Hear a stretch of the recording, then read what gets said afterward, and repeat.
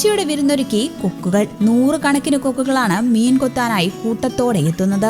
വേമ്പനാട്ട് കായലിലെ ഇടക്കൊച്ചിയിലാണ് ഈ കാഴ്ച. കായലിൽ പായലുകൾ തിങ്ങിയതോടെ മീൻ കൊത്താനായി കൊക്കുകൾക്ക് സൗകര്യമേറി. സാധാരണ ദൂരെ ഇരുന്ന ശേഷം മീനുകളെ നോട്ടമിട്ട ശേഷം മീൻ കൊത്തി പറന്നു പോവുകയാണ് പതിവ്. എന്നാൽ പായൽ തിങ്ങിയത് മൂലം ഒഴുകിപ്പോകുന്ന പായലിലിരുന്ന മീനുകളെ നോട്ടമിട്ട് പിടിക്കുന്നതിന് ഇത് സൗകര്യമാണ്. കൂട്ടത്തോടെ എത്തിയാണ് ഇര തേടുന്നത്. ഇതിനിടയിൽ മീനിനായി കൊക്കുകൾ തമ്മിൽ വഴക്കിട്ട് പറന്നു കൊത്തുന്നതും കാണാം. പാലത്തിലൂടെ വാഹനങ്ങൾ പോകുമ്പോൾ കൂട്ടത്തോടെ പറന്നു പോകുന്നത് മനോഹര കാഴ്ചയാണ്.